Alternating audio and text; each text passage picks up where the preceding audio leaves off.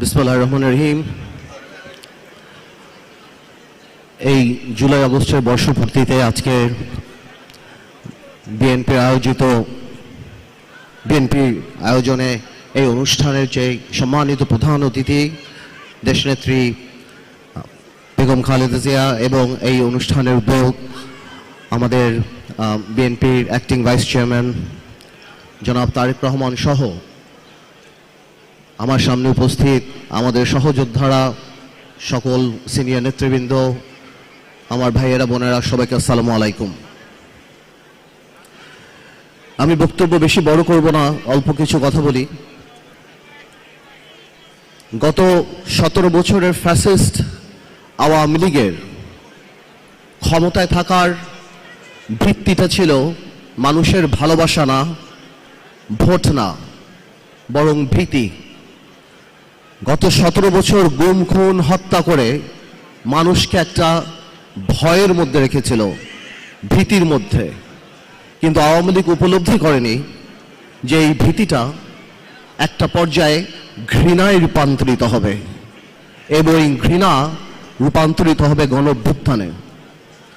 আমি আরেকটা কথা সবসময় বলি, জেল থেকে বের হওয়ার পরে বলেছি, আমি বিশ্বাস করি তাই আমি বলি, আমি একটু স্পিরিচুয়ালিটিতে বিশ্বাস করি, ডিভাইননেসে বিশ্বাস করি। একটা মানুষ বা একটা দল, কত বড় একটা রাজনৈতিক দল, কিভাবে বাংলাদেশের মানুষের মনের মধ্য থেকে উঠে গেল, কেমন ভাবে এত বড় একটা ঘৃণার পাত্র হিসাবে পরিণত হলো যে আজকে শুধুমাত্র সামাজিকভাবে বাংলাদেশি ইতিহাসে কোনো রাজনৈতিক দলের এমন পতন হয়নি। তার মানে কি পরিমাণ অপরাধ না করে থাকলে, কি পরিমাণ আমানত খেয়ানত না করে থাকলে একটা রাজনৈতিক দল যার এত বর্ণাঢ্য ইতিহাস ছিল, সে মানুষের মন থেকে যে উঠে গিয়েছে। এমনকি এরশাদ সাহেবেরও পতনের পর 2 দিনের মাথায় আমাদের মনে আছে, আমরা ছোট ছিলাম, মিজান চৌধুরীকে আমি দেখেছিলাম সেই সময় পার্টি অফিস করে দল করতে। আজকে 10 মাস আওয়ামী লীগ একটা মুরগির খোপ পায় নাই যেখানে বের হয়ে বলবে যে আমরা আওয়ামী লীগ। এইটা কোনো রাজনীতি না, এইটা আন্দোলন, এটা আল্লাহ নারাজ হয়ে যায়। আল্লাহ যখন নারাজ হয়ে যায় তখন নাকি জিব্রাইল আলাইহিস সালামকে বলে দেয়, এবং জিব্রাইল আলাইহিস সালাম সকল কায়নাতে মানুষকে বলে দেয় যে আল্লাহ এর প্রতি ঘৃণা এনে দাও। নাহলে আমি আসলেই চিন্তা করি এই থেকে আমাদের শিক্ষা নিতে হবে। কি শিক্ষা নিতে হবে? আগামীতে যদি আল্লাহ তাআলা আমাদেরকে দায়িত্ব দেয়, যাদেরকে এই দায়িত্ব দেবে, আমাদের আওয়ামী লীগের এই বইটা হাতের সামনে রাখতে হবে, যাতে আমরা জীবনে যাই করি আওয়ামী লীগের মতো মানুষের হৃদয় থেকে উঠে না যায়। আওয়ামী লীগ একটা example that how a political party can become a criminal enterprise in a country. একটা রাজনৈতিক দল একটা ক্রিমিনাল এন্টারপ্রাইজে কিভাবে, এবং দেখেন আল্লাহর কি মোহর মারা, ক্ষমা চাওয়া তো দূরের কথা।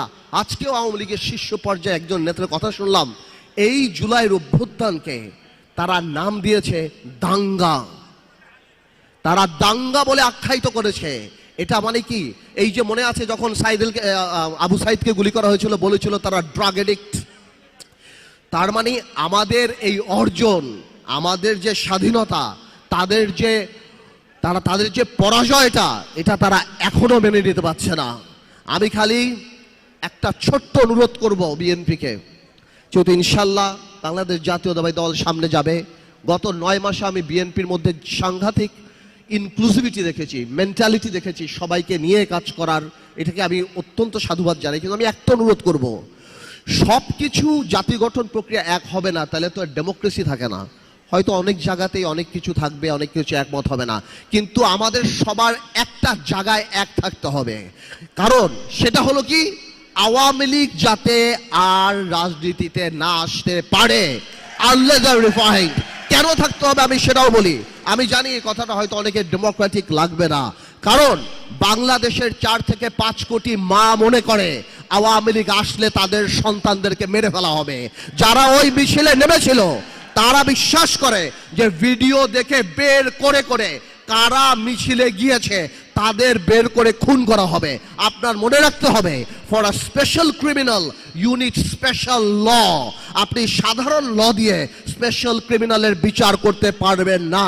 আওয়ামী লীগ তার মেধায় রাজনীতিতে বিশ্বাস করে না, প্রতিশোধে বিশ্বাস করে। খুব শীঘ্রই আওয়ামী লীগের আওয়াজ নরম হয়ে যাবে, বলবে যারা উপলব্ধি করেছে আসেন আমরা একসাথে কাজ করি, এরা জঙ্গি। ভাইয়ের আমার, এই ট্র্যাপে পড়বেন না। Awami League is not a political party.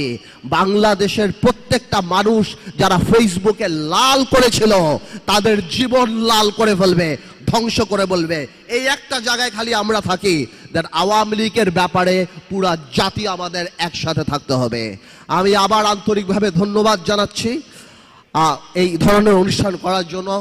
আমরা আন্তরিকভাবে আমরা সারা বাংলাদেশে দোয়া করি যে এই জুলাই আগস্টে যারা আত্মত্যাগ করেছেন এবং গত 17 বছরে বিএনপি থেকে আরম্ভ করে, জামাত ইসলামী থেকে আরম্ভ করে, অন্যান্য রাজনৈতিক দল থেকে আরম্ভ করে, আমাদের রাজনৈতিক দল বাংলাদেশ জাতীয় পার্টি থেকে আরম্ভ করে যারাই জেল খেটেছেন, নিহত হচ্ছেন, সবার আত্মার মাগফিরাত কামনা করছি।